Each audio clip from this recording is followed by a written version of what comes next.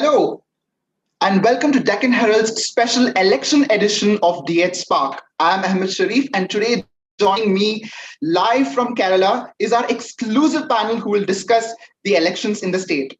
As you know, elections in Kerala are always alternating between this contest between the UDF and the LDF. But this time we have a new entrant in the form of the BJP, which is vying, which is hopeful of conquering the Malabar. In the state, we have seen a high voltage, three-way high voltage campaign, raising issues from the Sabarimala women's entry issue till and the gold smuggling case. So today we will see who has the edge as the panel discusses it. And the big question for today is who will take that victory sadhya in Kerala. Now, before I hand over the discussion to our moderator this evening, we have a poll question to our audience who is joining on Zoom. For our live audience who are on Facebook and YouTube, you will not be able to view the question or participate. So I request you to click the link in the description and join the discussion and participate in this poll. So here is the poll question. Will the handling of the floods, we know that Kerala has seen, the Kerala has been ravaged by floods, and there was also the incident of Nipah virus and the COVID. The current state is the entire country and the world is fighting this battle against COVID. So will the handling of the Kerala government of floods, the Nipah virus and the COVID outweigh the graft allegations that are the various scandals that are coming out against the LDF government? So audience, please go ahead and give your opinion. So will the handling of floods, Nipah, COVID and will outweigh the graft allegations against the LDF? Yes, no, or they don't matter.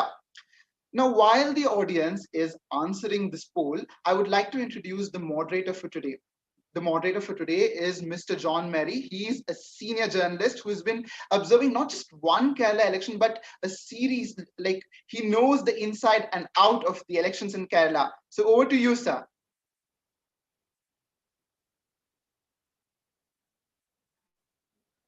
Sir, you need to unmute yourself, sir.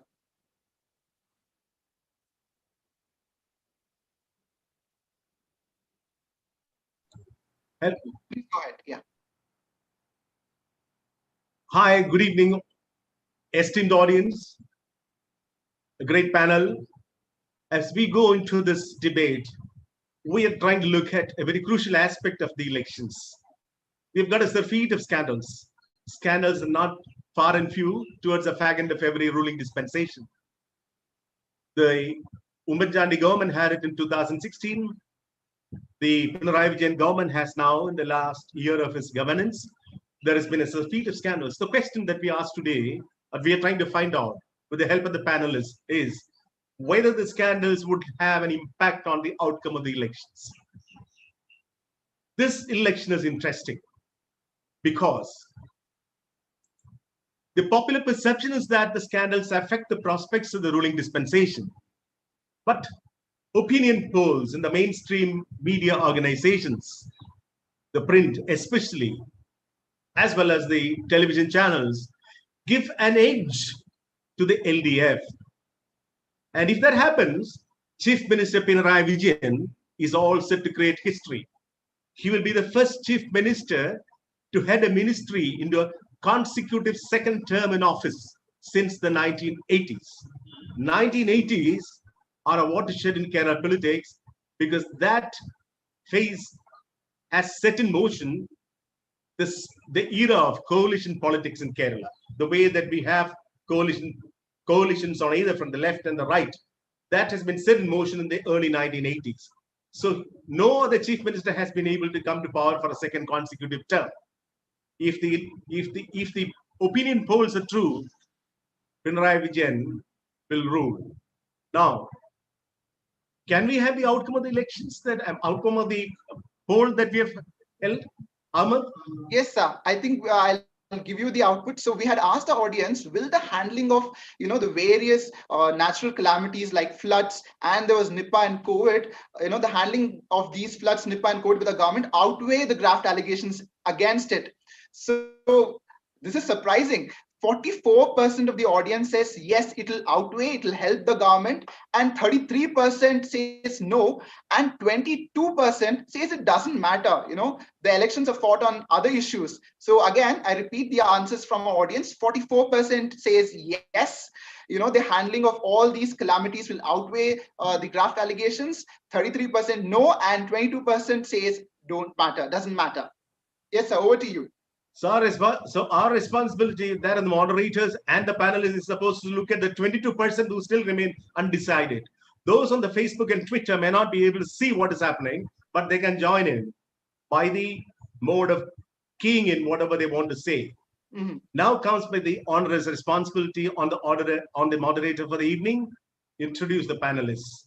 I start off with Dr. K.N. Harilal, a person, a very, very familiar face on the left think tank in Kerala.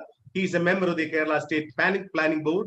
He's also at the same time on the faculty, maybe he's on leave from the faculty of the Center for Development Studies. Then we have, Professor Harilal, welcome. Then we have Professor Jose Kuti. The journalist comes towards the last, that's why Arun Lakshman, I'm leaving you out for the time being.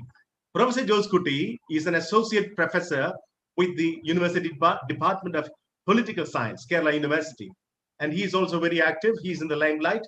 Often he forms part of the commentariat on the television channels. So he's also very familiar. Arun Lakshman, for long with Kerala, worked in Delhi. He has been a very popular journalist. He's been a senior editor with the Pioneer. A grand welcome to all of you. I have one request to make to all the three panelists.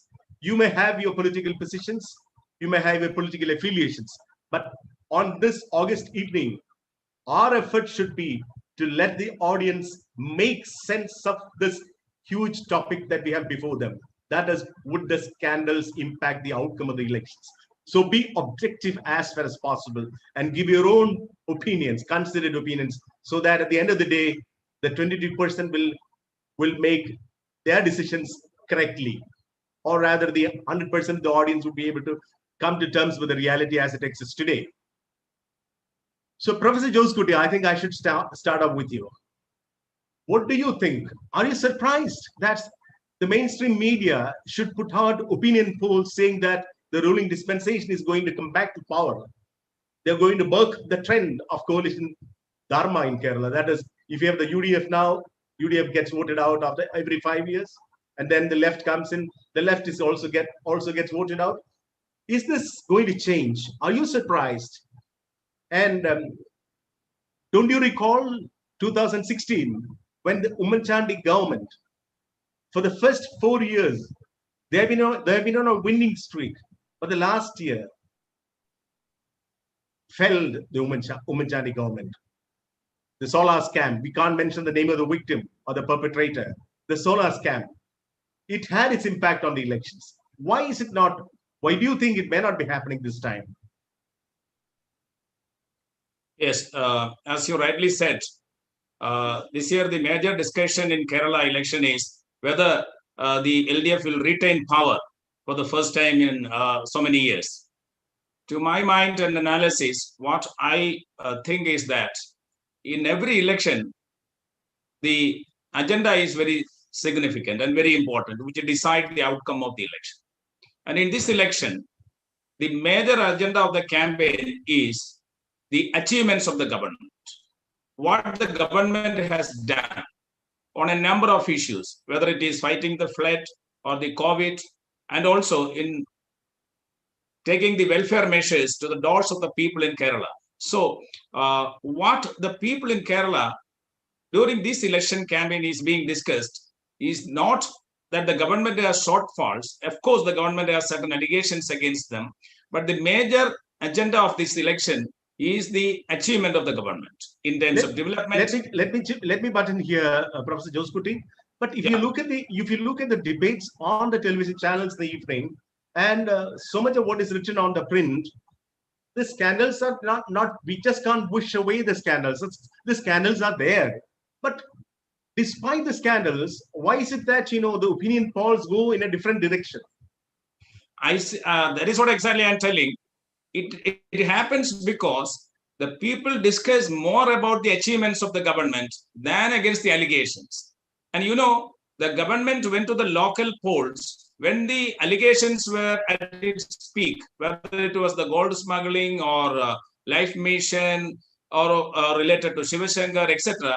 So that was the time when the allegations were at its peak.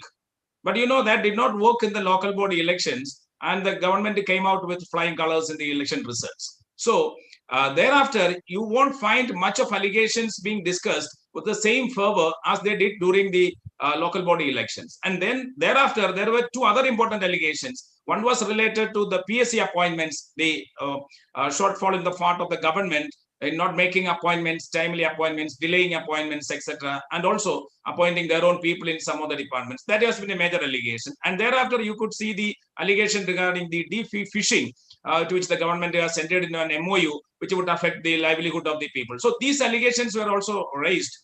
These two allegations came up in public discussion after the local body election. So these allegations are very important. They are likely to affect the election, but not to the extent of damaging the government, the way it did during the Umanjandi government fighting the elections. Okay, we come so to that. That makes the whole difference. So the people discuss about the development and welfare of the people rather than the allegations. Of course, the allegations are there. They are being consistently raised, but they do not mean, or they are not likely to outshine the performance of the government. That is the reason why the polls are predicting a next government by the LDF again.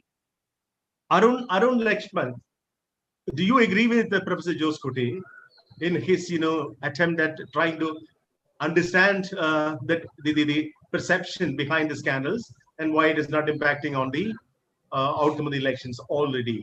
Do you agree with his statement? John, I was listening to Professor Jose Kuti carefully. I think there are two. The allegations will definitely affect the elections. Compared to the local body polls are mainly fought. Of course, it is politically, but it is fought on personal agendas, local issues, or make a major difference in local body polls. And the two allegations which Professor Jose Kuti were mentioning after the local body polls, which came out, one regarding PSC and the deep sea fishing. Even if we can give a go by for the PSC, the deep sea fishing will definitely go to affect the polls, because 41 or 48 seats in the coastal belt of Kerala, there will be a serious impact on this deep sea fishing allegation. And if that allegation turn out how the UDF campaign on that point, it can be a major hampener for the prospects of the left front in this polls. That is what I do feel. Of course, they did good in during the floods. They did good during the Oki. They did good during the Nipah and COVID. Of course, they did. And the government as such was not that bad. They did well regarding welfare policies. The government was good in giving the education system. I mean, the good schools. All those stuff are good. But these 2 points, these allegations, maybe the gold smuggling, if we sidestep the gold smuggling scam, these two allegations, the recent allegations. We will list out the number of allegations later. But before that, since the two of you have spoken, we need to hear from Dr. Harilal. Dr. Harilal, you have heard both of them give their comments on how the perceptions on the impact of the scandals on the allegations. We would like to hear from you on that. John, as we all know, Kerala electorate is a progressive electorate, and I don't think that they will leave any particular issue that should be considered while making their preference. So the allegations will be discussed, will be examined by the electorate. And in fact, before the local body elections also, some of these allegations were there, and they considered those allegations. It is true that when it comes to local panchayat wards, a lot of local issues will be dominating over pan-state kind of issues. But in the case of district panchayat wards and block panchayat wards, general politics will have a major influence. And if you take the pattern of voting, in the case of district panchayat segments, it was overwhelmingly in favor of LDF. Allegations, certainly the people will consider. But allegations, how serious are they? Like the gold smuggling kind of situation. Professor Harilal, can I come in? See, now we have all the three panelists. There is a consensus now.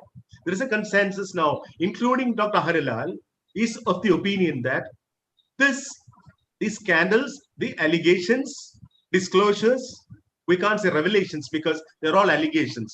So all these would have impact on the elections, but to what extent? And Dr. Harilal says, the average voter is an educated voter. He's intelligent. He's listening to all this. So before we go into, because there is a consensus now that the scandals and the allegations would have an impact, but that depends on the voter. How does he take it? For instance, if the voter thinks that these are all pure balloon stuff, there's no substance to it, he would not support people who want to bring down the government. So on the basis of this, I am going to the next session. That is, we need to tell the audience what have been the major issues, major scandals.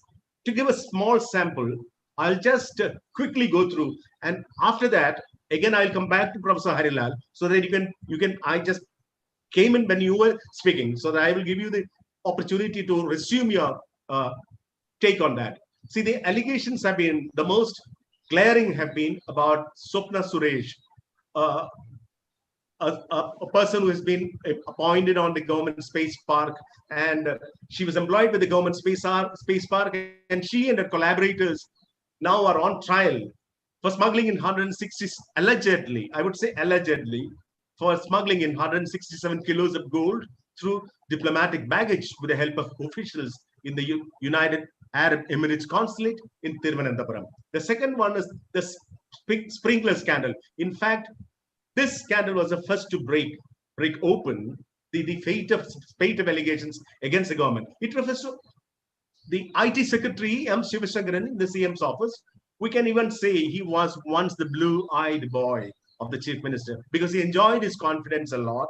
And the rest of Kerala has also known him to be a no-nonsense officer. But therefore, it is a surprise for all of us that he should be caught in a scam.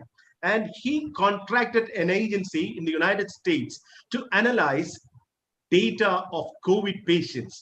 And the charge, and that too without the concurrence from the law department or the finance department. And we now presume that even the Chief Minister was not in the know of it, because there is nothing else to prove to the contrary. And the charge here is that privacy violations of the people without their informed consent. Then there is a life mission. That is the allegation of kickbacks and awarding contract for building houses for flood victims with the assistance of Red Crescent, again in the United Arab Emirates. Professor Jose Kuti was mentioning about the EMCC Deep Sea MOU, where the deep seas on the Kerala coast were supposed to be exploited with the help of this New York-based company. And then, but I would say, Professor Harilal, you would agree with me that the gravity of the whole thing is that Swapna Suresh, in a confessional statement made before the magistrate, that is section 164 of this Criminal Procedure Code, has named Chief Minister and 3 other ministers of exerting undue pressure on her. This is a statement that she has given. And 164 statement is one not given to a police, but to a judicial officer, which means she's not done it under duress. There's been no coercion. And then we've got summons. Even there are allegations now against Speaker Sri Ramakrishnan. Then our Higher Education Minister K.T. Jalil was questioned twice. So this is the gravity, because the needle of suspicion supposedly points to the high and mighty in the government. And yet we still have the mainstream opinion poll saying that this government is smooth sailing. Professor Harilal, take over, please. See, when I said that the Kerala electorate would consider certainly the allegations, they will examine the merit of the allegations. The gold scam allegation, for example, it was there in the air for the last 6-7 months. And inquiry was going on. And finally, there's hardly any evidence against anybody involved in the case. And the whole allegation is in a very bad shape. Finally, the inquiring authorities somehow managed to get a statement from Swapna Suresh after several months of custody, which is, according to lawyers, which is not having any judicial kind of value. And it is true of other allegations. Now, allegations will be considered by the people, and if they find they are baseless, then they will not be affecting the verdict of the people. That's the point. See, we know that our airports are very porous all over India, and smuggling is happening on a large scale. What's our customs doing? Every day, news items are coming.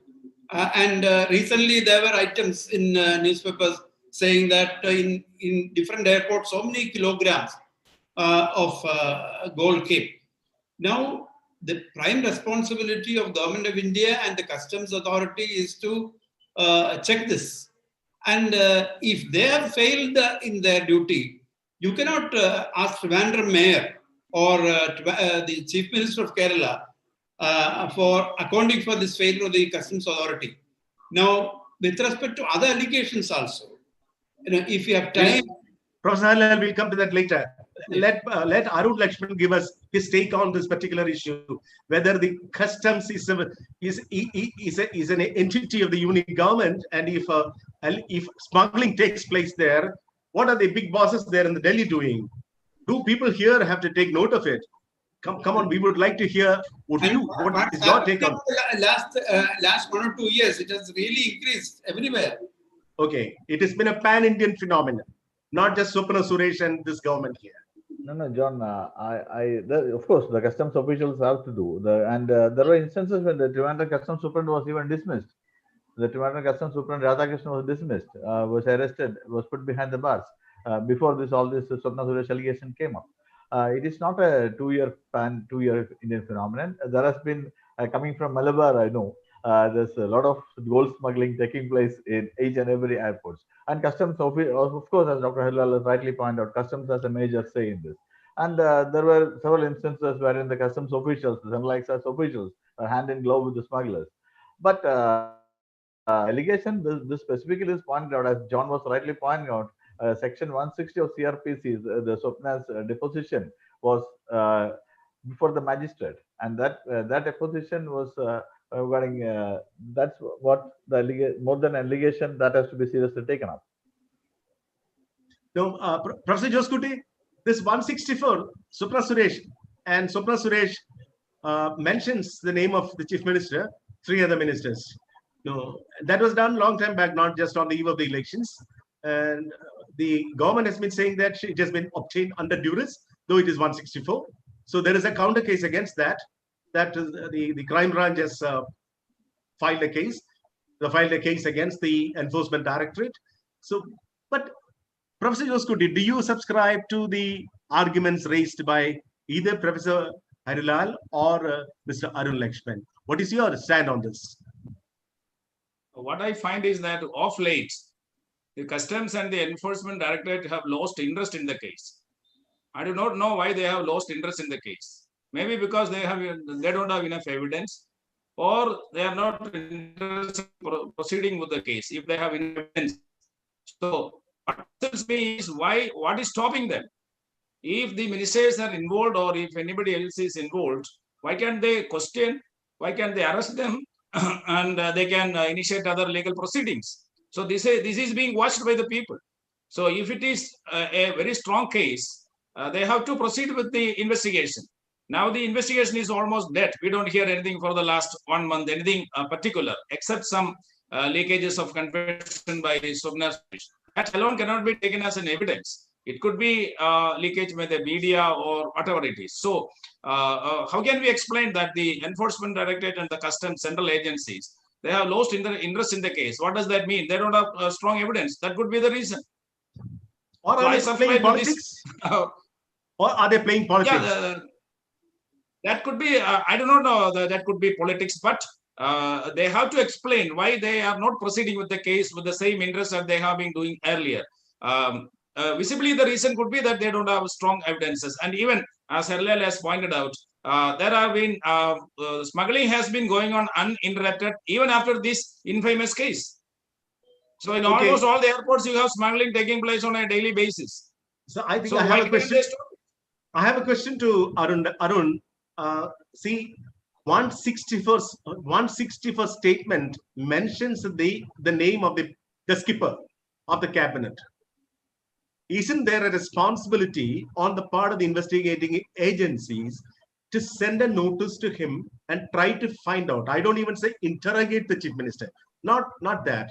At least try to find out from him, since somebody has made a deposition like this, what is the truth of the allegation? Why has it not taken place? Because if it has not taken place, there are only two reasons. Why, just like Professor Joskuti has said, they don't find anything material to substantiate whatever is there in the statement. Or, I suspect, are they playing politics? Are they trying to utilize it for the sake of the elections? Or this could have been done. If your name or my name was there in a confessional statement like this, we can expect a notice to us sooner than later. Why has it not happened? John, it is true, but I do think maybe they'll be conducting the investigation seriously, and then only they would serve a notice. But of course, I do agree with Professor Joskuti that maybe they have lost the interest in the case, as the evidence part may be missing. That might be the reason. But of course, they could have if section 164 they could find proper evidence, they could have definitely sent a notice to the chief minister. Maybe the central agencies will be working in a different angle. But I don't think that there is a politics in it. There is politics in it. I don't think there is politics in it, because that allegation which have come up of late, that political adjustment, I don't find a substance in that part. And I think I can assure that part. So if I can jump in here, the thing is that don't you see that there's a pattern before every elections that is also the infamous gold smuggling case that we are seeing now, also following the similar pattern? What about that, sir? Like you have like just before the 2016 elections, you had one scam, and then you have the scams are getting unearthed not during the government's tenure, but at the end when the elections are approaching. Is that like a political strategy? What is your opinion on that? No, I don't think either Supana Suresh or the other lady who was associated with the 2016 scam deliberately planned all these things or reserved all these things towards the fag end of to break it open, to shoot it off on the fag end of the elections. But this has been there. This is not going on. Maybe because the governments tend to lower guard towards the end of their tenure, that they tend to forget, they afford to be a little complacent or things like that. Okay, now not to lose track of that, Professor Harilal, see, 161st statement demands the investigating agencies to call the person involved and ask him or ask her what is the matter. This has not been done here. What do you think? And our own chief minister, in the initial days of the scandals, wrote a letter to the prime minister inviting the central agencies to come and clear the mess, because I don't have anything to fear. My government has nothing to fear. Come over and take over the investigation so that we come to the bottom of the truth. After having done that, when the chief minister's own name is in a 161st statement, he remains unflappable. He's not being called to question. I fully agree with the spirit of the letter written by the chief minister. In fact, as an economist, I do consider that this large-scale smuggling of gold into the country is a national problem. It affects our balance of payments in a significant way. This is not very good for the nation, the national economy. Now, when this is happening on such a large scale, not only in Kerala, everywhere, Prime Minister and the country as a whole should take it very seriously. Because every day we are getting news reports regarding new seizures of gold. Now, if every day we are catching people, that means this business is more deep-rooted. Because large-scale smuggling should be going on. That is why once in a while, again, some people are getting caught. Now, what's our customs authority doing? Now, can this be explained in terms of customs saying that who called us, who forced us to allow smuggling? That's what they are asking to the Kerala government or somebody in the CM's office. Primary responsibility is with the central government and with the customs authority. And under no circumstance, they should be allowing smuggling by a consulate or somebody influential as Swapna. So the first inquiry should be against the customs establishment. Why on such large scale such smuggling is taking place? Then only they can move to other things. Now, one thing is very obvious. If they had very clear evidence, if they had any follow-up kind of evidence after Swapna Suresh's revelations, this statement, they would have certainly followed it up. Now, it's very clear that no, they don't have further evidence. Therefore, they cannot pursue on this, and they will have to find out who sent this gold. That end they are not examining, and they will have to find out who received this gold. That end also they are not pursuing. So I think the national investigating agencies should take it very seriously. People in Kerala are really bothered about gold smuggling. In CM's letter, in fact, shares that concern of the people. Therefore, since these allegations are of this type, they think that what is more important is the performance of the government. Performance of the government was based on a very clear plan, which in fact impacted every aspect of life in Kerala. Okay. Whether it is infrastructure development, welfare, the way Kerala tackled all these natural calamities and crises, everywhere. You take any sector, we can contest and prove that Kerala had done quite well in terms of development, in terms of welfare. And that's what the people of Kerala are probably weighing, and that may be getting reflected in the opinion polls. Can I take a different line here, Professor Airlal, Professor Joskuti, and Arun Lakshman? Can I make a statement? It is not left to the moderator to do this, but let me see.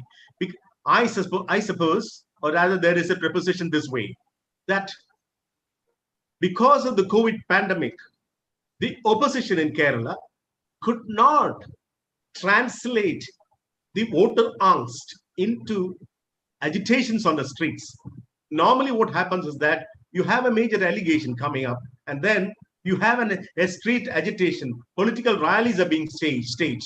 But in Kerala, this has not been possible because of the restrictions on crowd movement as a result of the pandemic. You would say this has not happened in Kerala. Normally, this is what happens. Second, you have a lot of media discussions and debates on these scandals, but by and large, the people think that these are all, soap opera kind of thing happening in the evening. We don't have much to do about it. These are all, yo-yo matches going on the TV channels. So we may be exempted. They would just watch that. They would feel happy about it, or rather release the whole thing and move back. So that the sentiment or the gravity behind the allegations does not get translated into a realization on the part of the voters. Does this proposition hold any good, Professor Joskuti? I would put it in a different way. The primary function of a political party, particularly when it is in opposition, is to communicate with the people in whatever way possible.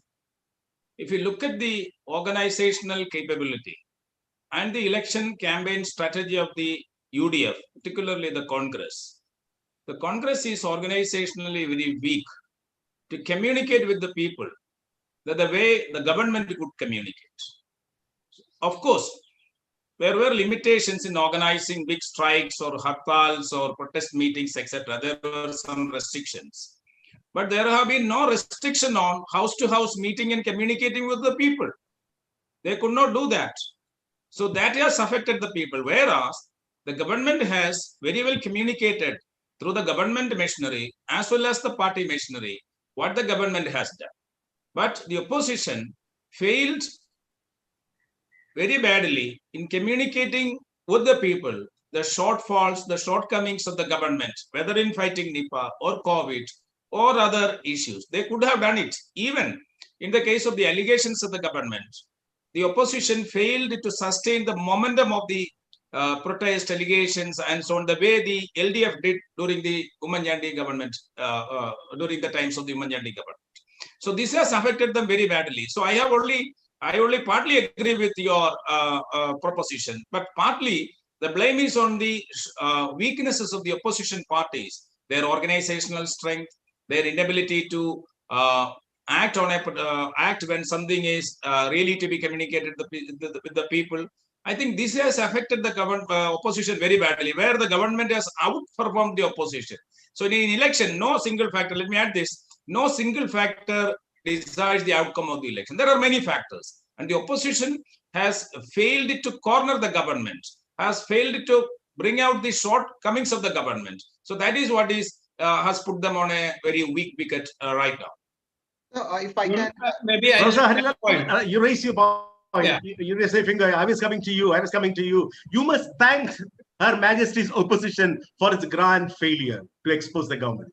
In fact, no, on this, I will not agree with Dr. Joseph. See, it is true that, no, because of COVID, mass agitations could not be organized. That was a problem. In spite of that, no, there were many agitations organized by the UDF.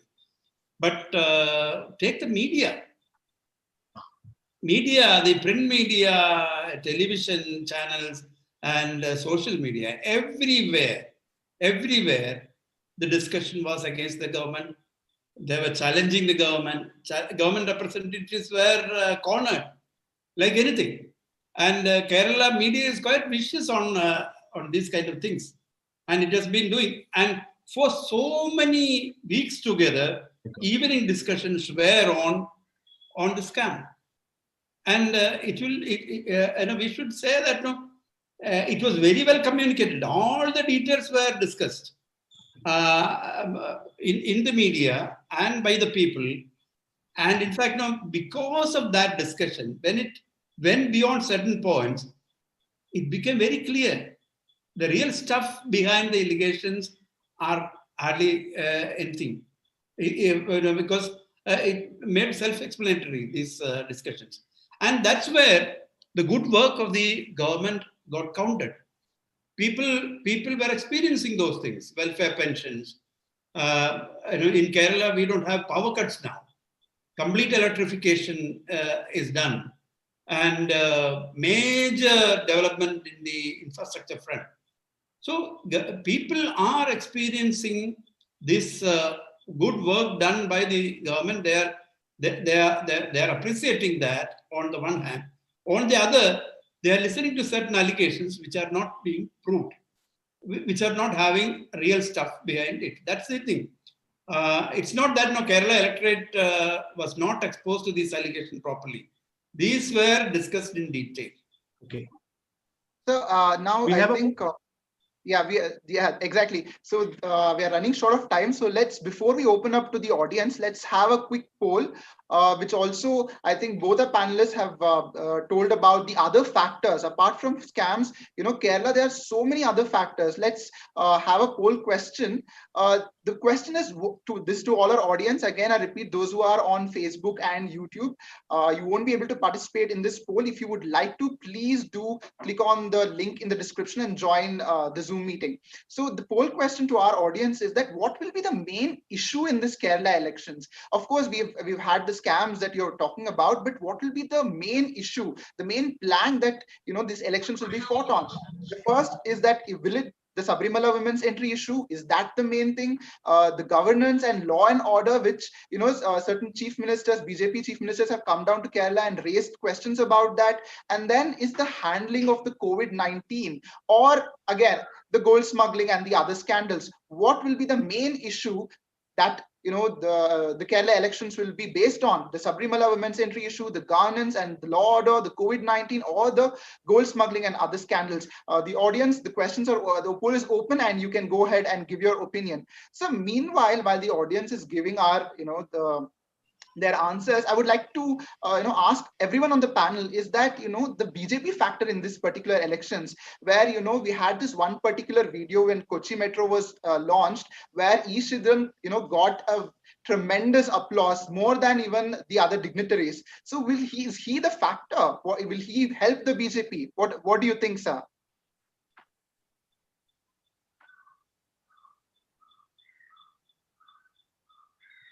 Arun Lakshman sir, would you please go ahead with that? Yeah. BJP, actually, E Sreedharan was a masterstroke by the BJP as far as Kerala is concerned. Kerala middle class has a tendency to overwhelmingly support such icons.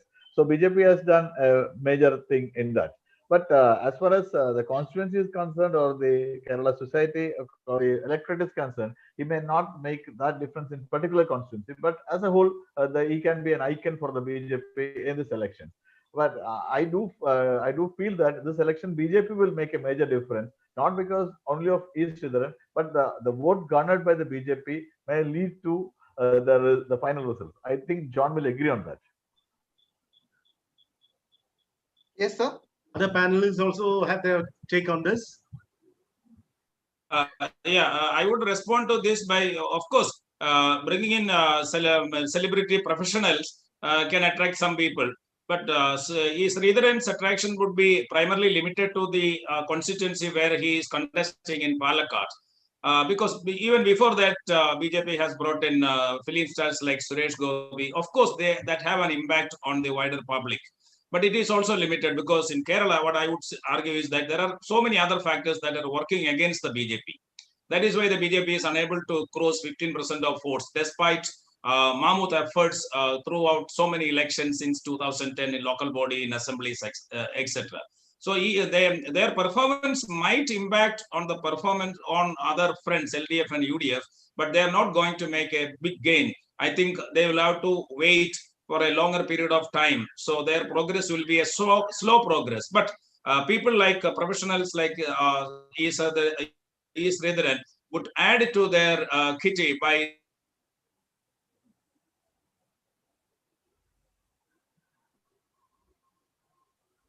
Can I speak now? Yes, I think. Dr. Herald, does that worry you? Long term, this sounds bad news for you. No, in fact, I have respect for E. Sreedharan, and that is true of a lot of Keralites. We respect him as a great civil engineer, and we are very proud of E. Sreedharan. But when it comes to political ideas, I don't have that kind of respect for his political ideas. That's the difference. So his entry into BJP politics will not make much of a difference. Of course, in any constituency, he will be able to mobilize more votes than a normal BJP leader will be attracting. That is true, but that will not be enough to change the game. Now, BJP, in fact, is growing in many parts of Kerala. There is no doubt about it. But in these elections, they are not really going to make a major influence in terms of winning seats. But maybe in some of the constituencies, they will be able to defeat candidates from either of the fronts. But I don't think they'll be able to win many seats so that they can influence the government, the new government in Kerala. Can I take up from that?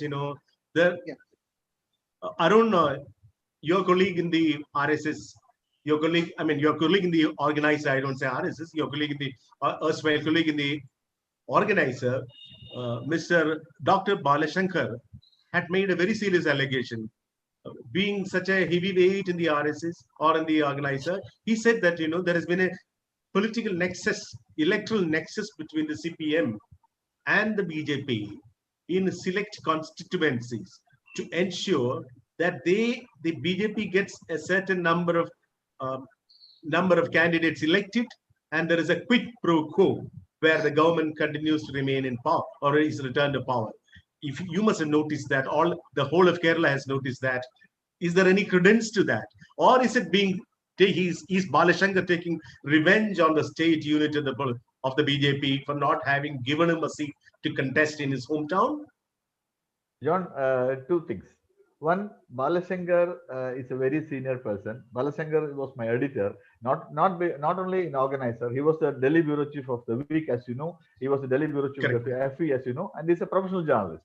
And Balashankar, if he wanted the seat, they should have given him in Chenganur, being a national leader of the BJP. One thing, that outburst is natural. But the allegation, I don't think substance in that, because even if the leadership goes for such a call, maybe the BJP leadership agrees with Pinarayi Vijayan that, of course, we will not go further into any of these allegations or the scams or the scandal or the gold smuggling. Of course, we will not go beyond you, or we will support you. But the ground, and in return you give some seats to us, you continue in the government. But the cadres will never agree for that.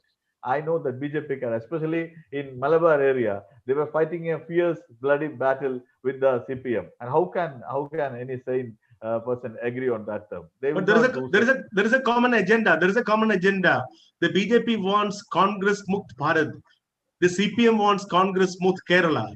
So, in fact, even during the Sabarimala agitation, Chief Minister Pinarayi Vijayan seemed to propose that kind of a thing, that, if the polity is divided between two, people who support women entry in Sabarimala, people who are against women entry in Sabarimala, the man to fall between the two stools should be the Congress. But actually, this is a Congress god. So, why don't you trade off in a few seats and trade off a few seats and then get elected to have a prominent place in the legislature and end this Congress for once and for all? But John, if I can, yeah. Can I answer? Please go ahead, sir. Then we'll take up the audience questions. In the last Lok Sabha election also, questions coming up. Lok Sabha election also, when Sabarimala was at its peak and the Congress, we were expecting the Congress to go down. The Congress won 19 seats, no? And I disagree with Professor Joseph earlier that the Congress organization machinery is not working. They are not communicating. No, Congress don't want that organization machinery. It is they will, in the election, in the electoral politics, they will get votes. There are you will see the CPM pockets of Kannur district. The winning margin will be very little. Congress will get vote even if you don't find a congressman on the street. So that works in a two-party coalition system, but not when the third party comes in. Not in a three-party coalition system. So because the I think the point is clear. Yeah, so I think we have the audience questions. We've got like a number of questions from the audience. First, we have Abhijit Kabat. He's here joining with us on Zoom. Hi, Abhijit, can you hear me? Abhijit? Yeah, please go ahead and ask your question to our panel, and let us know whom you want the question directed at. Correct, yeah. So good evening to panelists. My question was pertaining to the slew of projects which Modi launched recently in February. So whether it was the electric project or the water project, so will it play an impact, and will it appease the people of Kerala towards the will it? Professor Harlal, you could answer that. Professor Harlal could answer that. No, in fact, Kerala government is trying to make maximum use of some of these very progressive central government programs, particularly in the area of power generation, distribution, etc. And also in the case of national highway development and GAIL pipeline. In all these things, Kerala government and the central government had worked together quite well, and they are showing good results. But that doesn't mean that Kerala government is in agreement with all the development programs formulated at the central government. There are major disagreements, particularly when it comes to disinvestment, privatization of public sector, etc., or in the case of agriculture policy. So political parties are they don't disagree, they don't agree on all major projects, but people generally, when the governments work together, it had produced good results. That's the experience of Kerala during the last 5 years, particularly in the area of infrastructure. Thank you. So another question? Another question from Mr. Stanley Carvalho. Mr. Stanley, can you hear me? Yes, I can. Yeah, please go ahead and ask your question, sir. Okay, the question is to any of the panelists. My question is about Mr. E Sreedharan. Given his age, 88 or 89, whatever he is, will he be able to cope with the hurly-burly of politics? And he's also tipped to be the chief minister. That is one. And my quick second question, will there also be any allegations about EVMs in Kerala elections, just as we have heard in some other states? Professor Joskuti? Yes, we have partly answered E Sreedharan's question because he is very old, that would work. But since there is an appreciation for E Sreedharan for his professional achievements, there is an equal opposition to his ideological shift now, because he has joined the BJP. The central feature of Kerala politics is that it is opposed to the BJP. So whoever joins the BJP will be equally blamed for his ideological kind of problems. So that will work against E Sreedharan. Now, I don't think that even if he wins and BJP would get some seats, it is unlikely that BJP would form the government. And even if the BJP is able to form the government, E Sreedharan, I don't think, would be the chief minister of Kerala. EVM machine allegations, I think that is not an issue in this election, to my mind. Professor Joskuti, there is nothing that prevents E Sreedharan from becoming a governor, no? Not a Kerala. Yeah. That is wide open. So he could be rewarded with the governorship. John, even a vice president for that matter. Yeah. Governor. So, fine. Isn't that going against the BJP's age limit, sir? Is Sreedharan an exception? Every rule has an exception, no? His professional achievements and aura, goes beyond the age as far as the BJP's difficult political situation in Kerala is concerned. So that is why even people who are very old are brought in to attract the wider audience. There are many more questions. People want to question. Yes, there are many, sir. I think our panel is so distinguished today that we are getting so many questions. See, another one question here is the Sabarimala women's entry issue. So they are asking, will this make an impact? How will this issue play out? Yeah, can I come into that?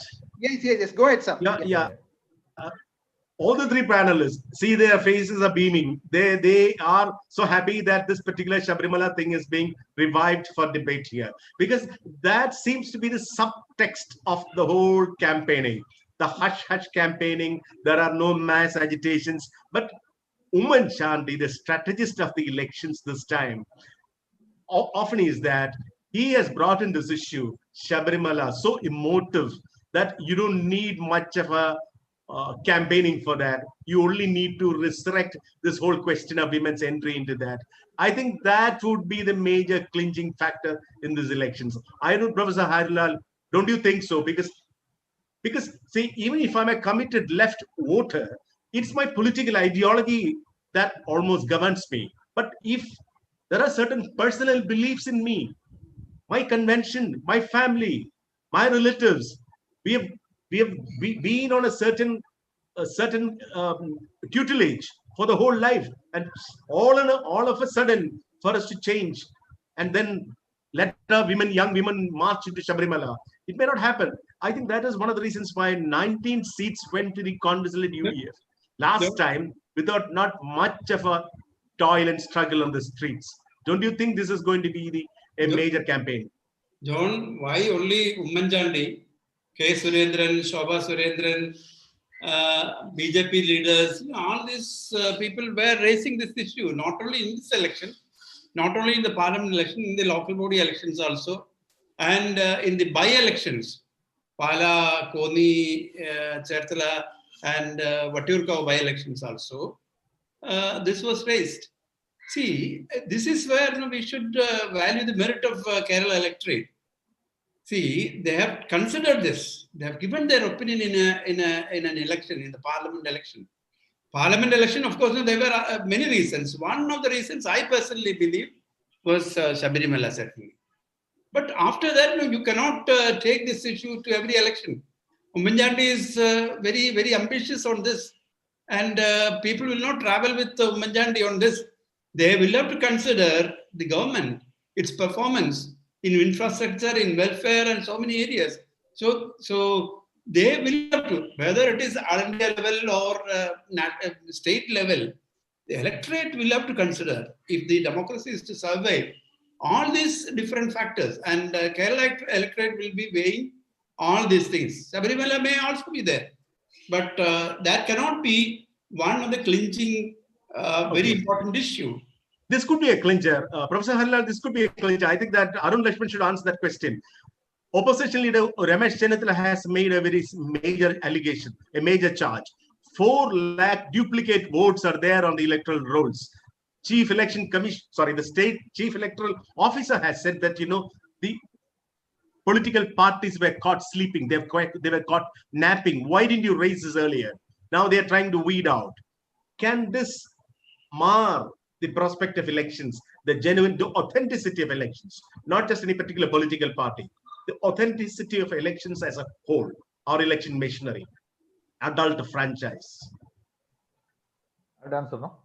John, it is true, no? Yeah, that's for Arun. You cannot have a double entry votes, no? The whole exercise of electoral politics or the election process, it will be under a scanner if the 4 lakh duplicate votes as alleged or maybe substantiated by the election commission officer also. Electoral officer has already substantiated that. If that is happening, it means that the political parties, of course, the opposition was found napping. That I agree with Joseph, sir. The cadres is not there, the ground is not there, organization machinery is not there. So they were not in time to cut the double entry votes. But in I think last Lok Sabha elections, you know what happened, what Abdul Prakash did at first. He weeded out a lot of double entry votes. Yeah. He weeded out a lot of double entry. There were a lot of double entry votes. So the 4 lakh double entry votes is a big thing. And the election can mar the prospective election. Rather than that, more than that, it can hamper the trust what's happening in the adult franchise in the election process. That has to be coming under scanner. Professor Joskuti, one line from you. Professor Joskuti, your round of remark. Yeah. I would consider it as the failure of the election commission because they do not have enough verification mechanism to see that there is no double entry. So the question is directly to the election commission has already suspended some bureaucrats. So it is the provisions for the procedure for entering our name in the electoral list is very simple. So they could also have institutionalized enough mechanisms so that is counter-checked. So it is. I would not blame political parties, rather the election commission for this kind of. One short brief comment. The Kerala Election Commission has expressed this view that this thing is happening everywhere. And in Kerala also, this is not a new issue. And we don't have a proper machinery to check for duplication. I mean, in fact, no, it's not because of the napping of indifference of the political parties. In fact, no, they were campaigning. The Ramesh Chennatthala's example itself proved him wrong because the example he cited was that of a Congress activist.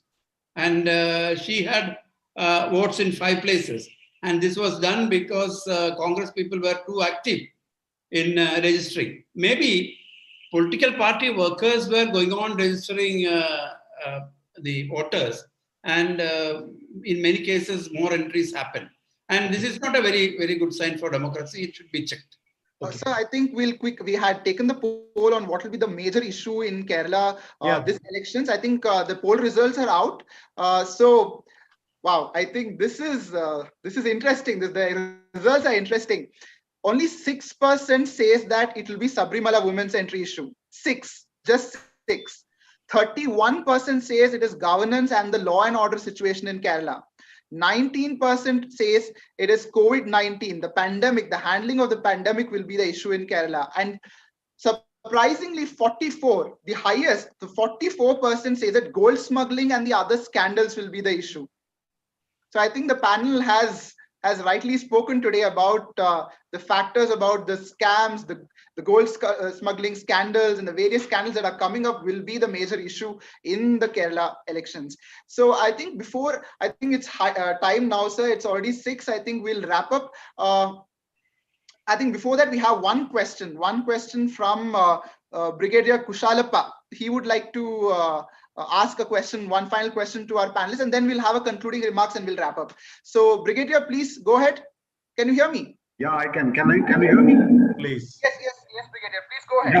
Yeah, it was really interesting hearing the well-known panelist discussing about this. But I was just wondering, just hardly 1 or less than 2 years, there was a severe flood affecting Kerala to such an extent that because I'm in contact with the Jawans and the JCOs who come from that particular belt, and when I keep asking them, they used to always say, "Sir, साहब मेरा जगह तो बहुत affect हुआ था, हमारा family का यो." So that means they were so severely affected, and whatever is the remedies was taken, but I am amused to hear that no actions have been taken, serious actions have been taken by whichever government was there in place or is in place. And the funny thing is the people are not bothered or not reflecting in this kind of situation where they are empowered to vote and influence upon the prevailing coming government. So I'm really, this is an interesting thing. We never discussed on this issue. We were only discussing on some gold scam or some other scam or something else which hardly affects a portion of a people or a group of people or a particular set of people. It doesn't affect the entire, what you call a common man in general. So I just want somebody to just highlight on this. That will be very interesting to hear the answer. Thank you, Brigadier. It's a very important point, but then this is reflected in the opinion polls because, in fact, no, Kerala government is being rated high, particularly in dealing the calamities and emergencies, flood, Oki, Nipah, and COVID. In all these situations, government had moved in a very strategic way, in a planned way, and people are impressed about the way Kerala government handled these crisis situations. So it's being counted, and we have mentioned this point also in the discussions. Maybe you're true. Some of these issues should have been highlighted more in the discussions. I agree. Unfortunately, our politics is, electioneering is such that, we tend to ignore some of the important, crucial issues, and we tend to lay emphasis on some trivial issues. That's the situation. Ahmed, can we round off with the panelists' comments and all that now? Yes, I think we've passed that time. I think we'll go ahead and conclude the program. It was great to have all the panelists. We'll be waiting till May the 2nd to see what results, because we know the Sadhya is ready. The Yala also is there. It's time. Who will get the payasam of Kerala is the question. So I think thanks a lot all the panelists and the audience who have joined us today. Thank you, John Mary sir. Thank you, Arun Lakshman sir, K.N. Harilal sir, and Joskuti sir. Thank you so much for joining us today and giving your views on the state of the Kerala elections. It was great to have, and the panel openly expressing, giving out views and saying the reality of what the Kerala elections hold. And thank you everybody for joining. And a quick, before we wrap up, a quick announcement here. Tomorrow, that is March 25th at 5 p.m, we will have another special election edition of DH Sparks, which will focus on the state of Assam. Now, Assam is a clear, the binary elections that are taking place in Assam, BJP versus the Congress alliance. So who will win? And the main issue in Assam is which might affect everybody in the country, the NRC and the CAA. Some parties are talking about it. Some parties are fighting, against the CAA. And what will be it? So do join us tomorrow at 5 p.m. and the registration links will be out, and you can join us and ask questions to the panel tomorrow. It will be, I'm sure it will be a wonderful discussion. And again, once again, have a great evening, and thank you for joining us on this special edition of DH Sparks, focusing on the Kerala elections. Thank you. Thanks a lot. Thank you. Thank you. Thank you.